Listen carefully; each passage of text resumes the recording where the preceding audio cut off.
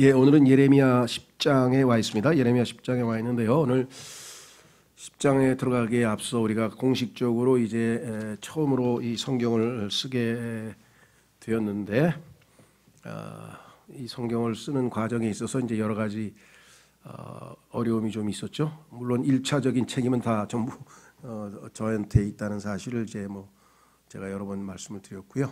그래서 조금 광고 말씀을 좀 드리고 시작을 하려고 합니다.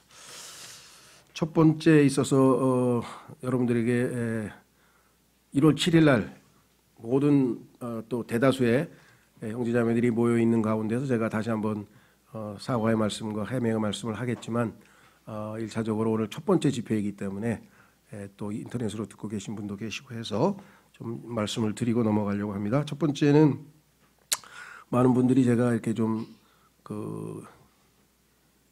언성도 높이고 또 이렇게 해서 좀 과격한 표현도 쓰고 이렇게 이 감정을 추스르지 못하는 것에 대해서는 제 사과를 받아주시고 다 용서를 하신 것 같은데, 이제 한 가지 너무나 갑작스럽게 원래 예정대로 하자면 제가 12월까지 이제 공인력이 안 나왔으니까 공인력은 어쩔 수 없죠. 우리가 안 나왔으니까. 근데 이제 두 성경을 충분히 한 2, 3개월 정도 이렇게 이 숙지해서 좀 더 익숙해진 다음에 그 근본역과 이 표준역 두 개 중에서 이제 선택을 하고, 또 특히 일종의 투표를 통해 더 많은 사람이, 왜냐하면 장단점이 있으니까 그렇게 하기로 말씀을 드렸었는데, 아시다시피 제가 그 헬러 히브리어에 대한 기준이 조금 더 뒤에 정확한 소식을 알게 돼서 갑작스럽게 기준도 바꾸고, 그것이 어떤 영문인지도 모른 채 그냥 휙 지나가는 바람에 어리둥절하거나 당황하거나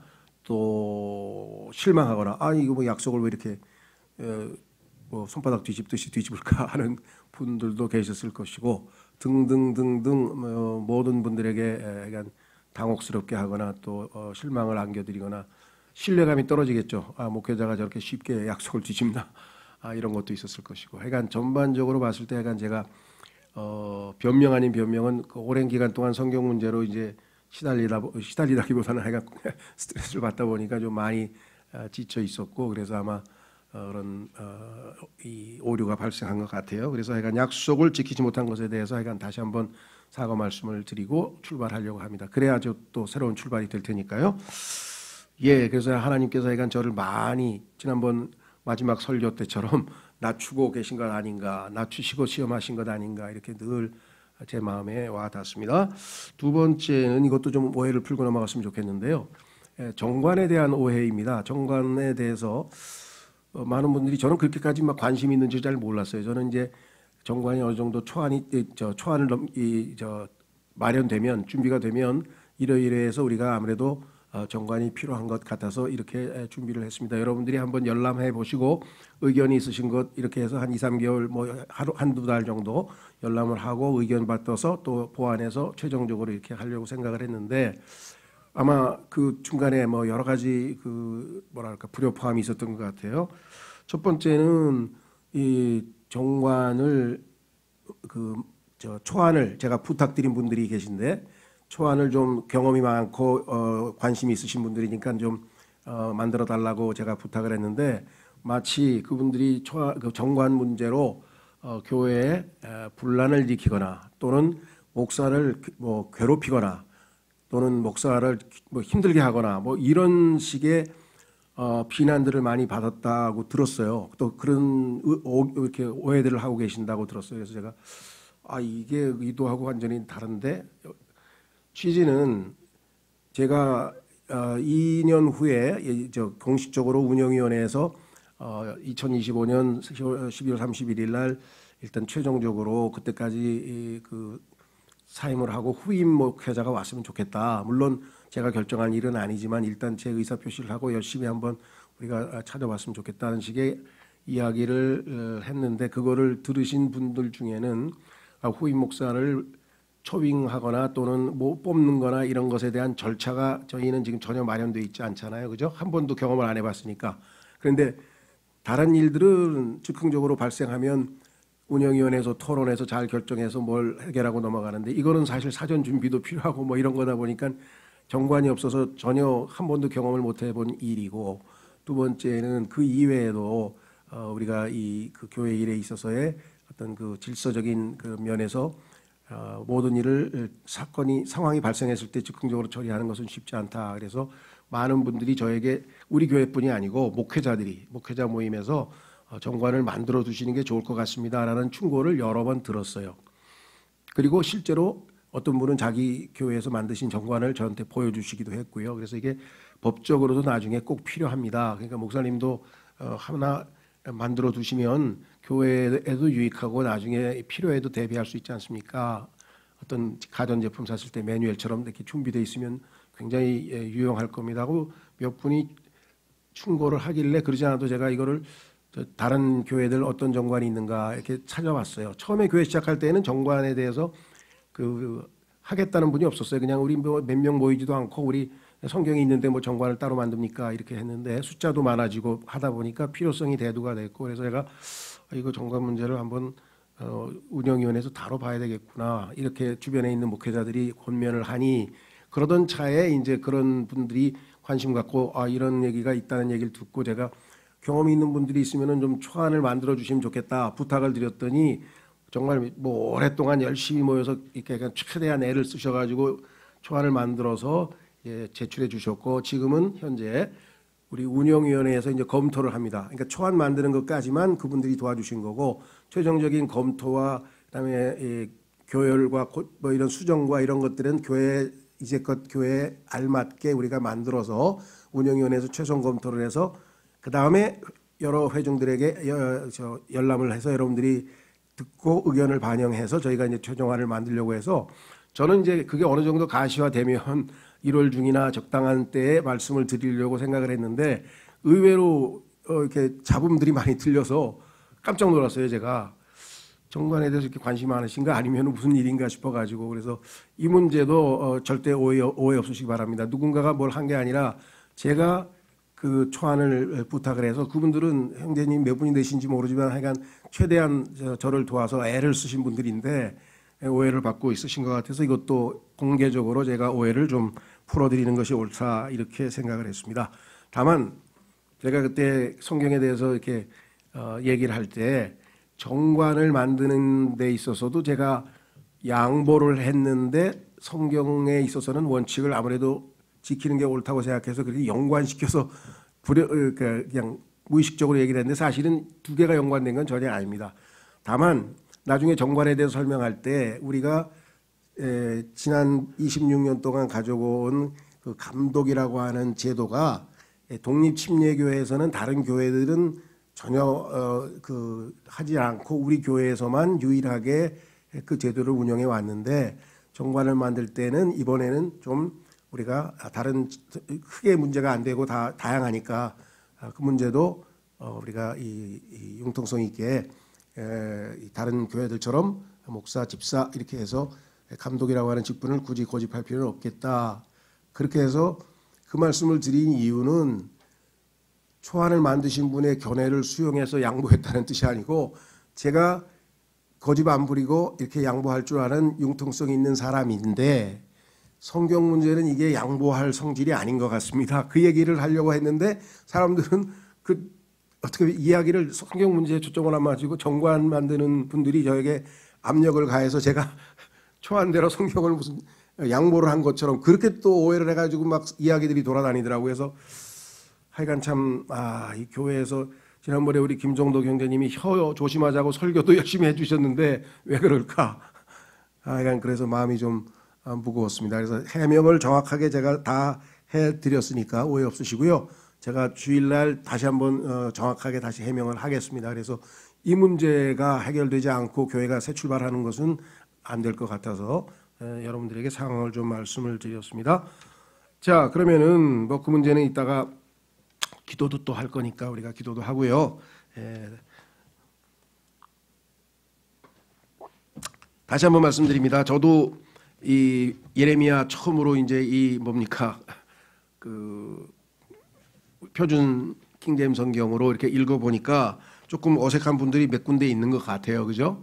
하여간 어느 부분은 좀 잘 읽히고 어느 부분은 좀 안 맞고 뭐 이런 것들이 좀 덜어 있습니다. 그래서 여러분들이 조금 이건 어색하다. 또 이건 내 생각에는 표현이 조금 이렇게 그런 것도 있으면 이렇게 표시를 해서 이렇게 메모를 해서 또는 뭐 인터넷상으로 어떤 방식으로든 제가 해서 우리 허국 현영재님한테 제출을 해주시면 다 모아서 우리가 거기서 이 안에서 좀 점검을 한번 해서 걸러내고 그 다음에 그 교율위원회에게 넘겨줘서 우리 교회는 이런 의견을 가지고 있다 이렇게 해서 진행을 하려고 하니까 적극적으로 참여해 주시면 고맙겠습니다. 자, 그러면은 예레미야 10장 본문을 읽으면서 오늘 하나님 말씀 우리가 좀 전하도록 하겠습니다.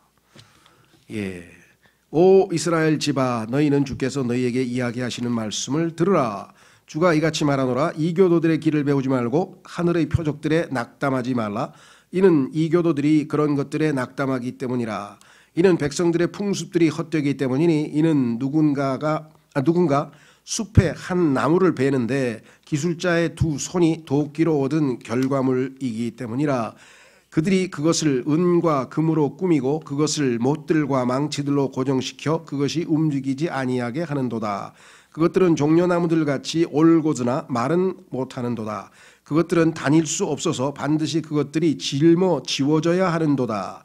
그것들을 무서워하지 말라. 이는 그것들이 악을 행할 수 없으며 또한 그것들 안에 선을 행하는 것도 없기 때문이라. 오 주여, 당신과 같은 분이 아무도 없기 때문이니이다. 당신께서는 위대하시며 당신의 이름은 위세에 있어서 위대하시나이다. 자, 그러니까 지금 우상과 하나님을 지금 비교하고 있죠. 먼저 우상에 대한 이야기가 쭉 나와 있습니다. 그렇죠? 우상에 대한 이야기가 좀 나옵니다. 자, 앞부분에서 제가 이렇게 요약을 해서 설명을 드렸습니다. 나눠드린 과제물, 프린트물을 보시면 이렇게 되어 있죠. 예레미야는 이미 포로가 되어 끌려간 이스라엘 왕국과, 자, 이스라엘에는 북왕국 이스라엘과 남왕국 유다가 있었죠. 그래서 이스라엘은 10지파, 그 다음에 남왕국 유다는 2지파 이렇게 되어 있습니다.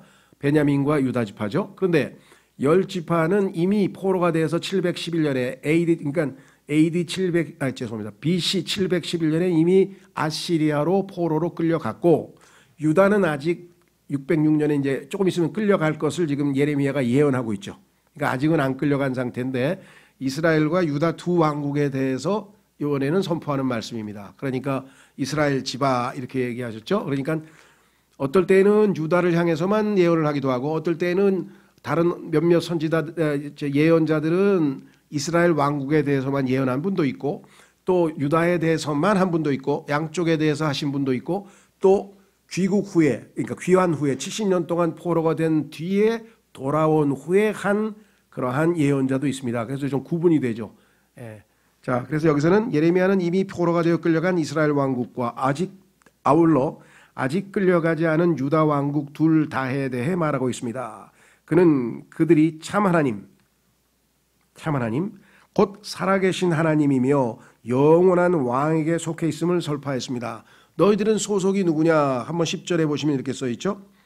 그러나 주께서는 참 하나님이시요 그분께서는 살아계신 하나님이시요 영원한 왕이시라. 그분의 진노의 땅이 떨 것이요 민족들은 그분의 격분을 능히 견디지 못하리라. 하나님에 대해서 설명하는데 참 하나님, 살아계신 하나님, 영원한 왕, 여기 소속인데 어떻게 삶과 행실은 마귀 즉 우상들에 속한 생활 방식으로 살아가느냐, 이것에 대해서 이제 질책을 하고 계시죠. 예수님께서도 신약 성도들에게 너희는 세상을 살아가지 말라 그랬죠. 왜? 우리가 세상에 속하지 않은 사람들인데 삶의 방식은 세상적으로 살아가게 되면 하나님의 아들로서의 삶의 방식과는 거리가 먼 것이겠죠. 자, 그래서 앞부분에서 우상들의 어떤 그 특징들, 나무로 도끼로 두 손이 도끼로 만든 결과물이 우상인데, 왜냐하면 나무를 나무를 잘라가지고 거기다가 새겨가지고 우상을 만들었잖아요. 그래서 거기에 보시면 4절에 은과 금으로 꾸미고 거기다 막 치장을 했죠. 그 다음에 못들과 망치들 고정을 시켰죠. 그래서 움직이지 못하는데, 그래서 말은 못하고 그 다음에 할 수 없이 짊어지고, 우상을 옮길 때에는 짊어지고 사람들이 짊어지고 옮겨야 될 거 아니에요. 나무니까. 뭐 그런 우상들의 허황됨에 대한 설명은 우리가 상식적으로 쭉 읽었으니까 잘 알고요. 다만 6절에 보니까 그러나 제대로 된 참 하나님, 참신, 거짓 신들 말고 참신이신 하나님은 그 어떤 신들과도 비교할 수 없도다. 이것을 성경에서는 거룩이라고 해요. 거룩은 다르다는 뜻이에요. 모든 것과 다르신 분이죠. 그래서 6절에 주여 당신과 같은 분이 아무도 없기 때문이니다. 이 표현이 성경에 얼마나 자주 나오는지 몰라요. 그것은 거룩하다는 뜻이고요. 요한계시록에 가면 여러분 뭐 하실 것 같아요? 얼마 전에 가신 신석주 형제님은 하늘나라 가서 뭐 하고 계실 것 같아요? 계시록 4장에 보면 나와요. 계시록 4장에 보면은 5장에 보면은 24장로들, 즉 교회 시대의 성도들을 예표하는 24장로들이 거룩하시도다 거룩하시도다 거룩하시도다 밤낮 하나님께 경배하고 있는 모습을 성경에서 발견할 수 있습니다. 여러분 거룩하시도다 거룩하시도다 그럼 얼마 동안요? 계속해서 그럼 아유 지루해서 어떻게 지루함이 없어요. 거기는 시간이 안 가요. 시간이 멈춘 곳이에요. 성경에 보면 out of time, 시간 바깥에 있는 지역이기 때문에 항상 현재이기 때문에 그 순간 하나님께 우리가 경배하는 순간 황홀한 그 기쁨이 계속 유지되는 아주 이해할 수 없는 신비로운 그것이겠죠. 자, 그래서 여기서 지금 벌써 하나님의 어떠하심을 알고 있다는 것은 대단한 축복이죠. 주여 6절 당신과 같은 분이 아무도 없기 때문이다. 여러분이 만난 그 누가 하나님과 같은 분이 있으십니까? 없죠. 이것은 하나님께 대한 최고의 경배의 찬송이에요. 그렇죠? 하나님, 우리 제일 잘 부르는 찬송이 뭡니까? 많이 부르는 찬송. 제가 요즘 말로 하면은 꽂혔는데 꽂혔어. 그래서 230장을 무지하게 자주 부르죠. 아마 여기 계신 분들은 아이고 지겨워라 또 그 찬송이네. 속으로 그러신 분도 계실 것 같아. 말은 안 하지만 그렇죠. 찬송이 지겹다는 게 아니라 왜 똑같은 찬송을 그렇게 자주 부르느냐. 그게 제 마음에 와서 그 이름 비길 때 어디 있나 잴 수도 없고 셀 수도 없는 귀하신 이름 놀라운 이름. 비길 데 없다. 이 비길 때. 그 이름 비길 때 어디 있나. 이 표현이 저는 마음에 너무나 와닿는 거예요. 왜? 이 세상에 아직 70도 안 살았지만 그 누구와도 비교할 수가 없어. 우리 주님은. 그렇죠. 자, 그래서 6절에 지금 그렇게 얘기했어요. 당신께서는 위대하시며 당신의 이름은 위세에 있어서 위대하시나이다. 자, 여기서 이제 여러분들 중에서는 이게 뭐야. 갑자기 하나님을 보고 당신이라 그러면 어떻게 되는 거야. 라고 생각하시는 분도 계실 것 같아요. 예. 저도 처음에는 이게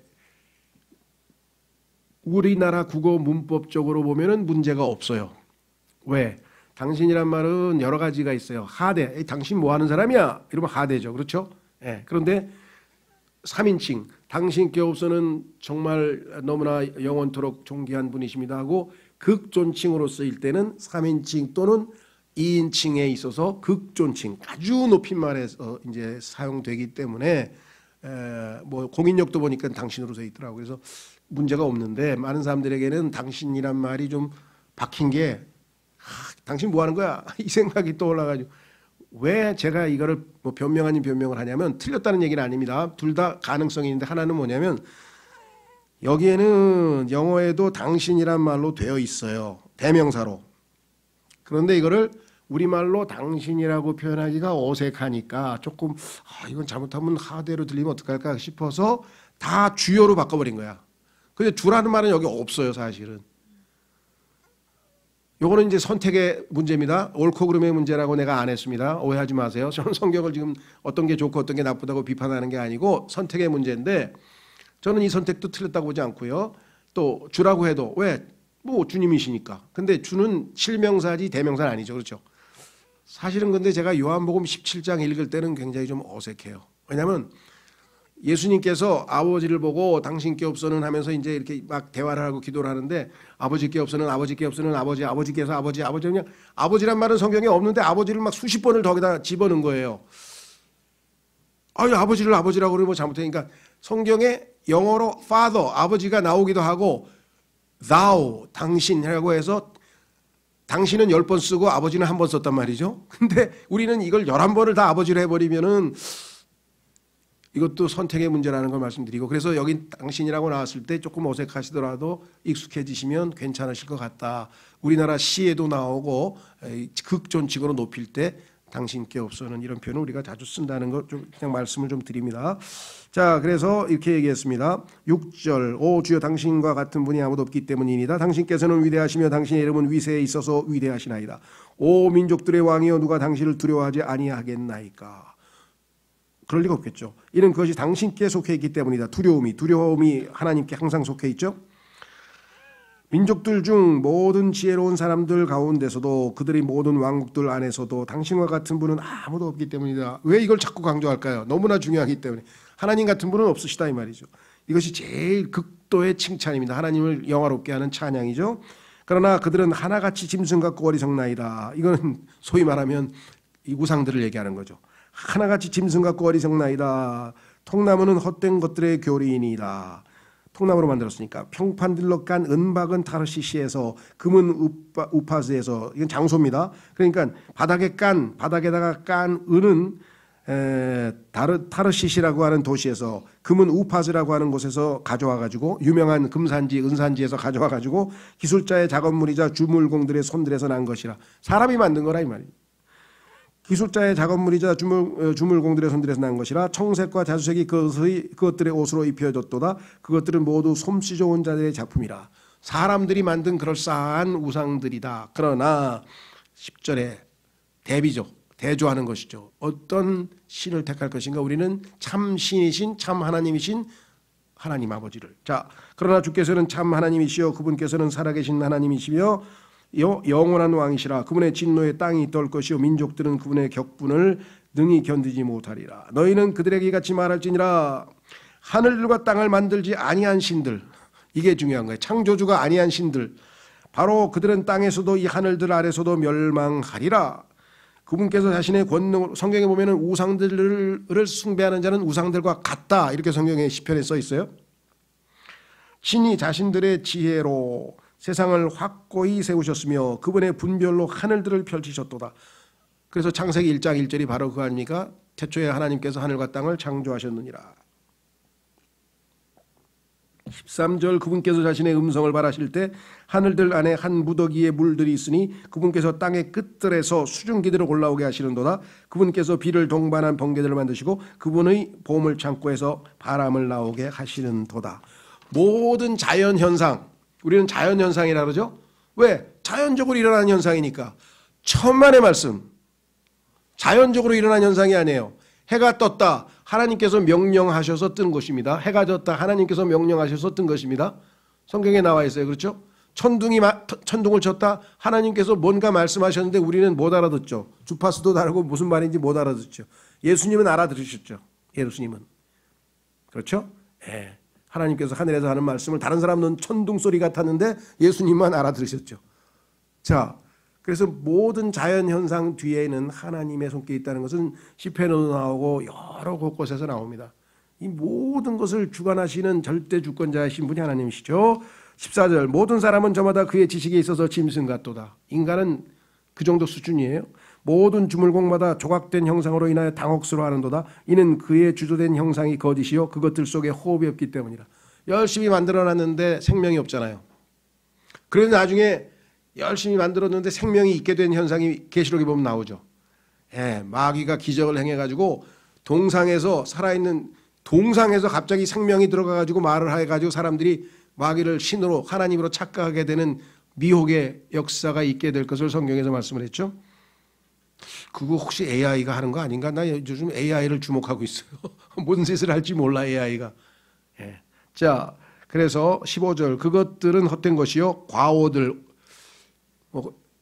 금정역은 오류라고 했더라고요. 오류, 과오 뭐 큰 차이는 없을 것 같아요. 그래서 뭐 여러분들이 뭐 비교하고 싶은 분들은 비교해서 뭔가 더 뭐 이렇게 좋은 거 있으면 더 의견 제시도 하시고요. 그것들이 감찰 때 그것들이 망하리라. 감찰도 보니까 징벌의 때로 돼 있더라고. 우리 옛날 저 흥정역에는요. 징벌의 때 같은 뜻이죠. 감찰의 때. 야곱의 몫은 그것들과 같지 아니하도다. 야곱의 몫은 누구예요? 하나님이시죠. 야곱의 목, 야곱에게 배당된 하나님은 뭐예요? 진짜 하나님. 야곱의 몫은 하나님은 진짜 하나님은 우상들과 다르다 이 말이죠. 이는 그분께서 만물을 형성하신 분이시며 이스라엘은 그분의 유산의 막대기이기 때문이라. 만군의 주가 그분의 이름이로다. 그래서 우리가 주의 이름으로 그렇죠? 침례도 받고 주의 이름을 부르는 자는 구원을 받고 주님 그렇게 얘기를 하죠. 그래서 이 굵은 글씨로 쓴 주, 굵은 글씨로 쓴 주는 영어로 네 자가 LORD 네 자가 다 대문자예요. 네 글자가 다 대문자인 경우에는 히브리어 원문은 여호와예요. 그런데 여호와, 개역성경에 보면 여호와가 많죠. 예. 여호와를 유일하게 킹제임스 성경에서는 주라고 LORD를 다 대문자로 해서 썼어요. 7번 빼고. 그래서 킹제임스 성경에도 저호와, 여호와라는 이름이 7번 나와요. 안 나오는 게 아니에요. 그러나 그 의미가 주님이에요. 그래서 주님이라고 영어로 번역을 했어요. Lord라고 번역했고 우리는 주라고 번역을 했죠. 왜? 이 여호와가 뭐예요? 신약에서 예수님의 타이틀이 뭐예요? 주님이시잖아요. 이분이 바로 예수님이라고 하는 것을 킹제임스 성경에는 자동으로 알 수가 있어요. 같은 주님이잖아요. 그렇죠? 예. 그런데 여호와의 증인들은 여호와는 하나님 아버지인 줄 알아. 그리고 예수님은 그 아들이 그 창조된 신으로 생각해서 삼위일체 교리도 뒤범벅이 돼요. 그러나 킹제임스 성경에서는 정확하게 이것을 주라고 번역을 했습니다. 자, 그래서 우리는 16절까지 말하는 것은 누굽니까? 예레미야를 통해서 하나님께서 우상들을 조롱하고 계세요. 그렇죠? 우상들 아무것도 아니야 하면서 너희들이 아무것도 아닌 우상들에게 가서 뭐 빌기도 하고 도와달라고도 하고 참 하나님의 백성이 참 비참하구나. 그렇죠. 여러분 어떠세요? 구약의 인물을 잃어버렸는데 어떤 히스기야인가요? 어떤 인물 하나가 병에 걸렸어. 그랬더니 하나님께 가서 구하지 않고 의사한테 갔던가 그랬죠. 그랬더니 거기에 대해서 하나님께서 얘기했죠. 그러면 의사한테 가는 게 잘못인가? 아니죠. 하나님께 먼저 간구하고 그 다음에 의사한테 가도 아무 문제 없어요. 그런데 하나님을 배제한 채 의사에게만 의지한다. 그건 우상숭배죠. 하나님을 배제한 채 돈과 권력에만 의지한다. 그건 우상숭배죠. 돈과 권력이 나쁜 건 아니에요. 하나님이 1순위에 있고 하나님의 허락하에 하나님의 도우심으로 돈과 권력을 향유하는 것은 잘못된 거 하나도 없습니다. 그렇죠? 자, 그래서 우리는 16절까지는 이 주변을 쭉 훑어보면서 우상들이여 너희들은 아무것도 아니다 하면서 조롱하는 내용이 나왔고요.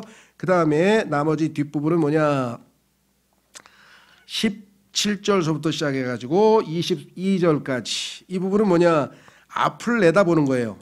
앞을 내다보면서 다가올 재앙, 하나님에게 말씀을 어기고 우상을 숭배했으니까 하나님이 심판하실 거 아니에요. 그러니까 다가올 재앙에 대해서 탄식하는 거예요. 아이고, 예수님께서도 뭐라 그랬어요? 예루살렘을 바라보면서 예수님도 탄식하고 통곡하고 우셨죠. 왜? 이스라엘이 겪을 그 미래의 재앙을 내려다보시면서 예수님께서 통곡하셨잖아요. 예루살렘을 바라보면서. 그렇죠? 그거하고 똑같은 자세예요. 예레미야도. 어떻게 통곡하나 보세요. 17. 오 견고한 요새의 거주자여, 그 지역에서 너희 제조품들을 꺼내서 다 모으라. 예루살렘 사람들에게 너희들 도망갈 준비하라. 요즘으로는 피난, 이제 적들이 쳐들어오는데 피난 갈 준비하라 이 소리죠. 이는 주가 이같이 말하기 때문이라. 보라, 내가 이번 한 번에 그 지역의 거주자들을 물에 던지겠고, 저기 다윗이 활 쏘는 그 물 위에 던지는 거 있죠. 그들이 그와 같이 알 수 있도록 그들을 괴롭히겠노라. 하나님께서 이러한 도구를, 무기를 통해서 이들이 심판받는 사실을 알도록 하나님께서 허락해 주시겠다. 19절. 나의 상함으로 인하여 나에게 화가 있도다. 나는 당연히 예레미야죠. 그럼 예레미야가 왜 이렇게 이야기를 했는가? 예레미야는 제3자의 입장에서 하나님의 백성, 우상숭배하는 하나님의 백성을 바라보면서 아이고 너희들 다 망했다, 이제 곧 죽었어, 심판받아, 아이고 안타깝네, 이러고 있는 것만이 아니라 자기 자신을 이스라엘 백성과 하나로 일치시켜서 그들을 위해서, 자기를 위해서 우는 거죠. 그렇죠? 자기가 지금 이스라엘 백성 중에 하나잖아요. 단순히 하나님의 도구로 쓰임받아서 그들을 심판하고 질책하는 역할만 맡은 것이 아니라 본인도 그 이스라엘 백성 중에 하나라고 하는 사실을 여기서 고백하는 거죠. 여러분 어떠세요? 우리 지적은 잘할 수 있잖아요. 그죠? 저거 틀렸구나. 저거 틀렸. 이건 잘못했네. 우리도 뭡니까? 때로는 교회에 대해서, 때로는 이 정치에 대해서 우리도 비판, 잘못한 거 눈에 띄면 잘못한 거 얘기하지만 그 잘못을 지적하는 이유가 무엇일까? 잘못을 지적하는 그것으로 끝이는 것이 아니라 저걸 어떻게 하면 개선해서 바로잡아서 좀 어떻게 해보면 안 될까? 이런 거죠. 그러니까 우리 정치에 있어서의 한계는 서로가 서로의 단점은 정말 기가 막히게 잘 집어내는데 이걸 문제 해결을 하려고 하는 시도가 별로 없는 것 같아요. 자, 그래서 여기도 지금 뭐라고 얘기를 했는가? 나의 상함으로 인하여 나에게 화가 있도다. 나의 상처가 사목하도다. 그러나 내가 말하기를 참으로 이것은 비통함이니 나는 반드시 그것을 참아야 하는도다. 이거는 마땅히 심판받아 징계받아야 될 징계다. 나의 장막이 약탈당하였고, 이 땅의 장막은 이 사람들은 유목민이기 때문에 집이죠, 집. 장막이 약탈당하였고 나의 모든 끈들이 끊어졌도다. 나의 자식들이 나에게서 나갔으니 그들이 없도다. 다 죽었으니까 더 이상 나의 천막을 펼칠 자와 나의 가림막대를 세울 자가 아무도 없도다. 함께 동거인도 없고 이는 목양자들이 짐승같이 되어 주를 찾지 아니하기 때문이라. 이러한 재앙의 첫 번째 원인은 뭐냐? 지도자들이 짐승같이 되어 주를 찾지 아니하기 때문이라. 하나님을 찾아서 하나님께 지혜를 구하고 하나님의 도우심을 구하고 하나님의 능력으로 나라를 지키고 해야 되는데 주를 배제한 채 짐승같이 되어서 하나님을 찾지 않고 결국은 심판을 가져온 것은 지도자의 뭐랄까요? 영적인 감각이 둔감해진 거라든가 타락이라든가 이러한 것들이죠. 그렇죠? 예. 뭐 우리 이조 시대나 또 뭐 고려 시대 그 하여간 시대마다 보면은 왕들이 부패하고 타락하면 그 백성들마저 그냥 어마어마한 재앙을 겪는다는 것을 우리가 알 수 있죠. 역사적 교훈으로. 자, 이는 목양자들이 짐승같이 되어 이때 이 목양자가 패스터즈예요. 패스터는요, 신약에서는 우리가 목사라고 번역했는데 이 성경은 목양자로 번역했더라고요. 목양자.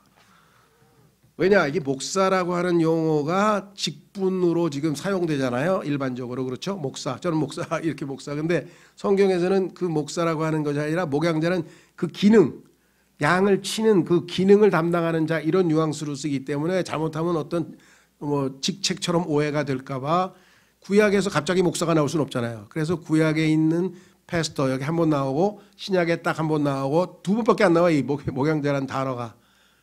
그래서 패스터란 말을 목양자. 실제적으로 우리 친교 모임에 가시면 본인을 소개할 때 저 같으면 이제 뭐 사실 뭐 친교 모임에 가면은 다 형제라 그러죠. 안녕하세요. 저는 김영균 형제입니다. 진리침례교회 사역하고 있습니다. 그러면 다른 사람은 또 안녕하세요. 저는 뭐 어디 다니면은 뭐 무슨 입니다. 또 어떤 사람은 자기 자신을 목사로 소개한 분도 계세요. 저는 누구 뭐 목사입니다. 이렇게 하는 사람도 있어요. 뭐 이상할 거 하나도 없어요. 근데 어떤 분은 저는 어디에서 목양을 하는 목양자 누구입니다 하면서 목양자라고 또 하시는 분도 있어요. 아무 문제 없어요. 왜?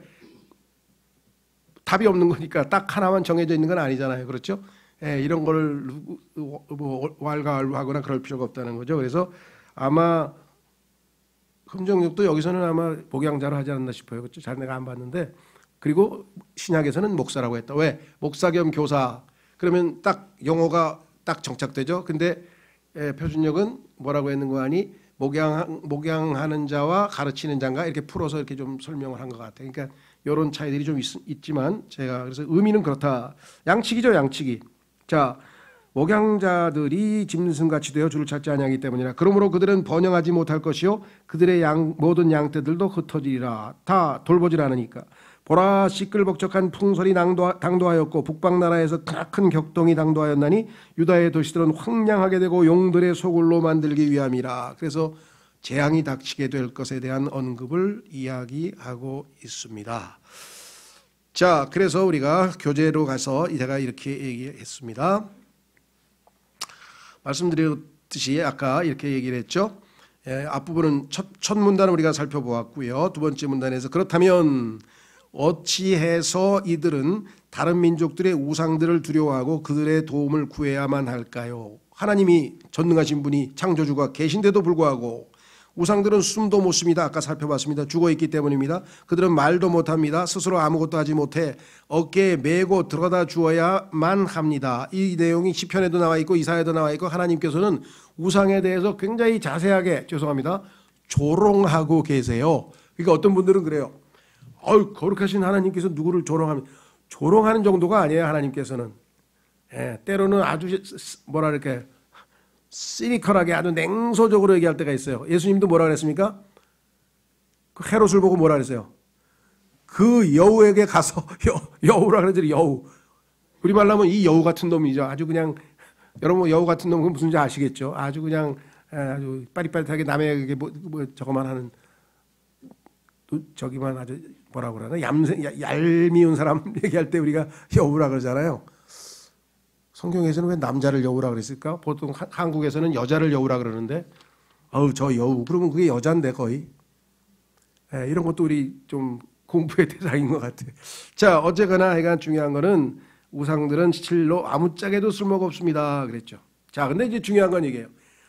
오늘날의 우상들은 훨씬 더 간교합니다. 옛날의 우상은 뭐예요? 어깨에다 메고 다니고 이건 뭐 누가 봐도 우상인 줄 다 알아. 근데 오늘날은 성경에 보니까 뭐라 그랬어요? 그 그리스도인들 중에 물어보세요. 자기 우상 숭배하냐 그러면 거의 아이고 우상은요 난 쳐다도 안 봐요. 나 가다가 길 가다가 저 여기 뭐 동상 뭐 부처 뭐 또 뭐 도깨비상 아유 저 쳐다도 안 봐요. 가까이 가지도 않아요. 제가 우상이라니요. 근데 성경에서는 신약에서는 뭐라 그랬어요? 탐심은 우상입니다. 탐욕은 우상입니다. 에베소서 골로새서 탐심, 탐내는 것 하나님보다 자기의 마음에 더 1순위에 올라 있는 것 그게 뭔지 몰라.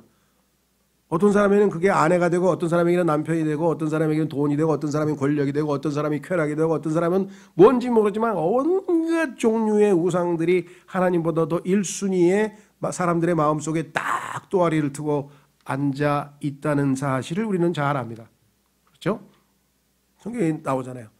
하나님보다 세상을 더 사랑하고 마지막 시대의 우상 숭배의 특징이 하나님보다 세상을 더 사랑하고 그럼 세상에 뭐가 있어요? 육신의 정욕과 안목의 정욕과 이생의 자랑이 있잖아요.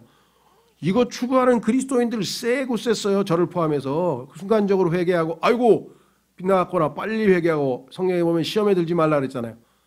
시험에 들어서 승리하고 이겨내야 되는데 우리가 얼마나 자주 넘어지는가를 봤을 때 우리도 결코 우상의 범죄를 안 짓는 게 아니고 매우 자주 짓는다라는 사실을 우리가 기억하고 정신을 차려야 되겠죠. 자, 그래서 이렇게 돼서 아무리 그래 봐도 생명이 없기는 매한가지로 쓸모가 없습니다.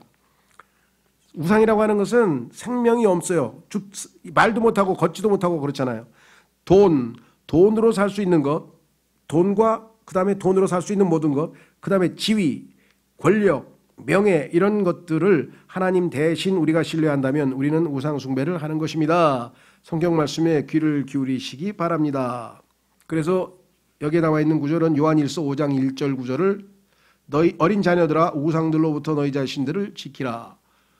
영적으로 어린 사람은 특히 우상에 빠지기가 쉽겠죠. 자, 그래서 우리는 마지막 23절부터 25절까지는 뭐냐? 이 상태가 되면 뭐를 해야 됩니까? 우리의 영적 상태가 지금 우상을 숭배하다가 하나님 앞에 심판을 당할 징계를 당할 위기에 처해 있어. 그럼 뭐 어떻게 하겠어요? 뭐 회개하고 기도해야지. 회개하고 기도해야지. 그래서 아까는 참 재밌죠? 주변을 쭉 훑어보니까 우상천지야. 그래서 우상 이거 아무것도 아니야. 이 나무 잘라가지고 만들어가지고 금붙이 붙여가지고 어깨에 메고 이게 뭐 하나님하고 비교도 안 돼. 이렇게 조롱을 한 다음에 그런데 어찌해서 이 우상을 섬기고 있느냐 이 사람들아 하면서 앞을 내다보니 재앙이 심판이 다가오고 있어. 아까는 옆을 보니까 우상천지야. 앞을 보니까 재앙이 다가오고 있어. 그래서 어떻게 해야 돼요? 그러면 위를 봐야지. 이제는 앞을 볼 일이 아니야. 앞에 오는 재앙을 보면 이제 아주 그냥 위협을 당해가지고 겁을 먹어서 막 주저앉든지 낙심을 하든지 막 그럴 거 아니에요. 그렇죠? 숨든지 뭐 아니면 극단적 선택을 해서 뭐 죽든지 뭐 별짓이 다 이런데 그리스도인은 하나님의 자녀들은 그게 아니죠. 이럴 때 해야 될 게 뭐야? 눈을 들어 주를 보라. 그러니까 뭐 믿음의 창시자요 완성자이신 예수를 바라보자. 그래서 여기 성경에 뭐 위를 보는 거죠. 위를 바라보는 거예요. 그래서 어떻게 하느냐? 당연히 기도를 하는 거겠죠. 자, 그래서 23절에 기도를 하네요. 예레미야가 백성들을 대표해서 하나님 제가 아직 살아있습니다. 제가 기도합니다. 들어주십시오. 여기 계신 분들도 정말 대한민국에 지금 이 마지막 때의 위험한 때의 위기를 알고 하나님께 기도할 수 있는 사람이 몇 명이나 되겠어요? 자, 그래서 오 주여 사람의 길이 그 사람 안에 있지 아니함을 제가 아나이다. 그의 걸음들은 인도하는 것이 걸어가는 사람 안에 있지 아니. 사람은 자기가 하고 싶은 대로 할 수 있는 존재가 아닙니다. 오 주여 저를 지금 예레미야입니다. 저를 공의로 바로 잡으시되. 왜? 자기가 이스라엘 백성의 대표니까. 그렇죠? 여러분 어떠십니까? 학창 시절에도 그렇죠. 막 학생들이 그냥 막 엉망진창으로 해가지고 막 교실도 더럽히고 막. 그럼 선생님이 탁 들어와서 지금 뭐 하는 거야? 자습 시간에 막 엉망진창이 됐어. 그럼 뭐라 그래요? 네. 반장 나와! 엎드려! 반장이 대신 맞는 거야. 그러면 전체가 맞는 거로 쳐주죠. 이게 성경에서 대속교리예요. 예수님께서 온 이 땅의 죄인들을 대신해서 하나님 앞에서 엎드려 뻗쳐서 십자가에서 죽으심 당한 게 바로 그거예요. 대표 원리. 모든 인류의 대표는 아담은 죄인. 모든 구원받은 백성들의 대표는 예수 그리스도가 되시는 거죠. 왜? 그 예수 그리스도가 아담을 대신해서 죄값을 치르셨으니까. 그렇죠. 여기도 지금 예레미야가 그렇게 합니다. 저를 공의로 바로잡으시되 당신의 분노 가운데는 하지 마소서. 그래도 불쌍히 여겨주십시오. 당신께서 저를 없애실까 하나이다. 하나님의 진노가 얼마나 무서운지 두렵죠. 자, 당신을 모르는 이교도들 위와 당신의 이름을 부르지 아니하는 족속들 위에 당신의 노여움을 쏟아 부으소서. 이야기는 뭐냐? 원래 하나님께서는 바빌론 백성에게 명하기를, 바빌론 제국에 명하기를 이스라엘 백성을 예를 들면은 적당히 훈계하라, 매를 때리라 그랬는데 신이 나가지고 아이고 신난다. 우리가 이놈들, 이 악한 우리의 적들, 이 원수들을 그냥 두드러 그냥 쫄딱 망하게 가자 그래가지고 하나님께서 예를 들면은 죽을 만큼 때려라 그랬는데 그냥 때려가지고 거의 죽기까지 돼버렸어. 예를 들면. 그러니까 도가 지나치게 하나님께서 쓰시는 도구의 역량을 넘어가게 된 거예요. 이런 경우가 많아요. 그러면 하나님께서 뭐예요? 그 민족도 하나님께서 당연히 심판하시죠. 그래서 그 다음에는 바벨론이 심판을 받는 거예요. 이게 이 땅의 제국들의 역사예요. 이 제국을 하나님께서 이 제국을 사용해서 징계를 했는데, 도구로 썼는데, 이 제국이 제멋대로 해서 교만해서 왕이 만큼 교만해졌어. 하나님께서 또 다른 심판했어. 근데 이 제국도 처음에는 하나님의 은혜를 받아서 점잖게 잘 겸손하게 가더니 또 교만해졌어. 하나님께서 치시는 거야. 인류 역사가 너무 간단해. 사실 하나님 관점에서 보면은 하나님과의 관계가 그 나라의 흥망성쇠의 흥망성쇠를 결정하는 요소라는 사실을 우리가 역사를 통해서 배울 수 있죠. 그래서 성경에 보니까 열왕기, 역대하, 그다음에 사무엘하 이런 보면 맨 전쟁이잖아요. 전쟁사. 다 그것이 하나님께서 이 세상을, 이 왕국들을 통치하는 분이다. 그래서 아까 민족들의 왕이시라 했죠. 하나님은 모든 민족들의 왕이시니까 이 모든 것을 통괄 통치하시죠. 그래서 뭐라 그랬어요? 이는 그들이 야곱을 먹어치웠고 이렇게까지 심판하라고 하지 않으셨는데 도가 지나쳤죠. 그를 집어 삼켰으며 그를 진멸시켰고 그의 거처를 황량하게 만들었기 때문이니이다. 출애굽 때도 그랬죠. 하나님께서 이스라엘 백성을 뒤에서 막 괴롭혀가지고 막 했던 그러한 그 족속을 끝까지 나중에 심판하시잖아요. 모든 것을 기억하시는 하나님. 여러분들 신앙생활에 있어서 제가 여태까지 보니까 영적인 성숙, 이 사람이 영적으로 많이 성숙했다를 알 수 있는 방법이 몇 가지가 있어요. 많이 있어요. 한 5개. 근데 그 중에서 제일 저에게 쉬운 건 뭐냐면 억울한 일을 당했을 때, 불의한 일을 당했을 때, 예수님처럼 억울한 일을 당했을 때 툴툴 털고 하나님께 맡기고 잊어버릴 수 있는 능력이 있느냐 없느냐. 신앙이 훌륭한 분 같았는데 제가 보기에 억울한 일을 당하니까 그냥 그거를 못 참더라고요. 잠을 못 자고 그냥 막 벌떡벌떡 일어났다가 그냥 막 이제 형제님 이제 충분히 이제 이제 되셨잖아요. 이제 예수님 좀 생각하세요. 예수님이 형제님보다 훨씬 더 억울한 일을 당하셨는데 제가 아는 목사는 그랬어요. 저보고 그러더라고요. 저는 그게 아직도 머릿속에 남아있어. 의심을 하려다가도 내 마음대로 의심하면 안 되지. 그래도 훌륭한 목사신데. 형제님, 예. 저는 제 조카를 눈에 흙이 들어가도 용서 못합니다.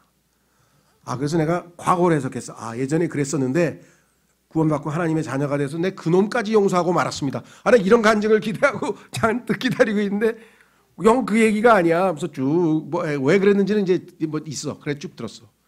결과 보니까 뭐예요? 결과가 보십시오. 제가 눈에 흙이 들어가서 죽을 때까지 이놈을 용서하나 한번 지켜보십시오. 그러시더라고. 그 다음부터 제가 거리감이 생겨서 교제하는데 굉장히 이제 좀 마음을 열고, 야, 이분한테 조금 뭐 했다가 나중에 이제 나도 그렇게 증오의 대상이 되면 어떡하지?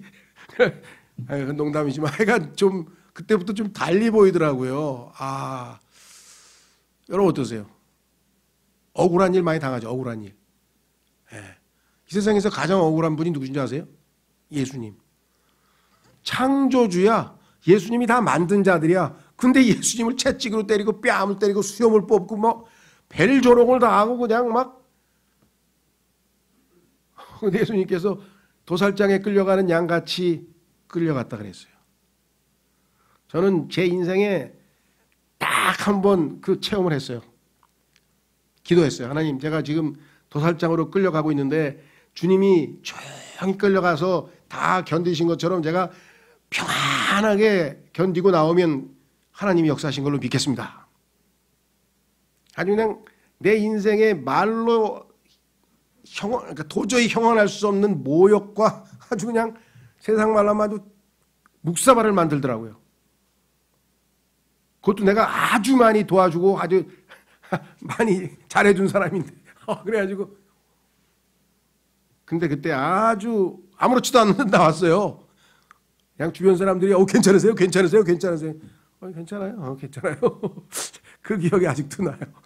그 모습도 나오고 뭐 하여간 그 한 5분 상간 뭐 말로 하고 뭐 하고 그냥 막 그걸 견뎌낸 경험이 있어서 그런지 그 뒤에는 뭐 웬만하게 욕을 해도 그냥 근데 물론 그 욕을 했는데도 웃었다는 얘기는 아니에요. 기분은 나쁘지. 근데 금방 뭐 한 4, 5분 뭐 지나면 뭐 주님께서 당하신 거에 비하면 아무것도 아니지.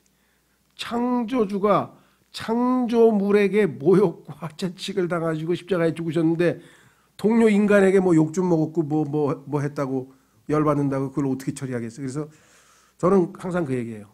또 지켜봐요.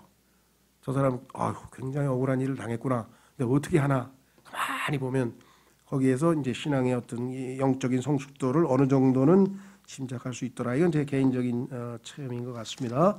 자, 그래서 오늘은 여기에 예레미야 10장을 통해서 얻을 교훈이 참 많이 있는데 여러분 각자가 개인적으로 적용하시고요. 시간 기도하겠습니다. 예레미야 10장을 통해서 하나님께서 여러분의 마음속에 하시는 말씀을 받아들여서 반응하는 하나님이 말씀을 저에게 주셨으니 제가 어떻게 하겠습니다. 라는 기도 잠깐 하겠습니다.